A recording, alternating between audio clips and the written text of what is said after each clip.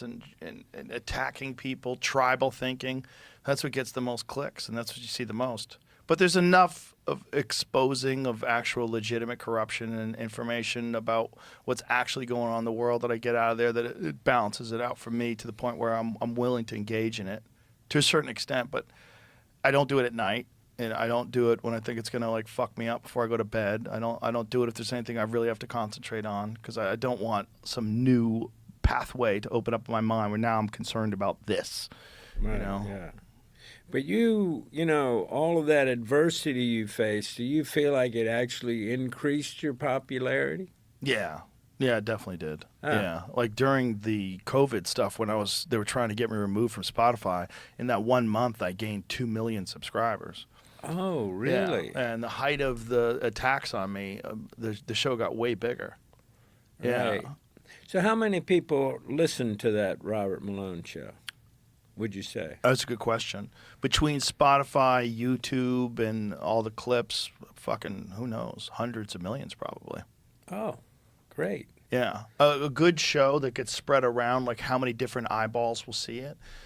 I mean, it really depends on how profound the person's revelations are, like what they're talking about. Like, you know, like the biggest one we ever did, well, some of the Elon, well, I think the biggest one we probably ever did was Bob Lazar.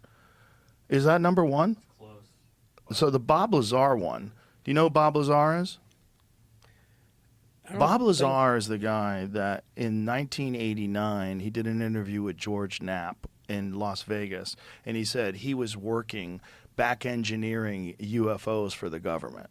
And he has this crazy fucking story about working at Area S4, Site 4, and Area 51 in the Nevada desert, which at that point in time, the government would deny that Area 51 even existed. And he's like, no, I work out there, and I was working back engineering propulsion systems from crashed UFOs. And he was explaining how these things work and explaining how it's some sort of a gravity propulsion device that works completely different than any propulsion device that we've ever devised, and that they're trying to back engineer them. They don't know how to do it, so they keep bringing in new propulsion experts. So he was a guy that had previously worked at Los Alamos Labs, and then he gets a job, and they're essentially throwing as much shit against the wall as possible, trying to see what sticks. Like, can you figure this out? And they're bringing in new people. And he was brought in apparently allegedly after an accident where they tried to cut into the reactor and it exploded and people died. And so they said, okay, well, that's not going to work. Let's try another method, bring in some other people. And he was one of the people they brought in. And when you have top secret clearance, what happens is they tap all your phones.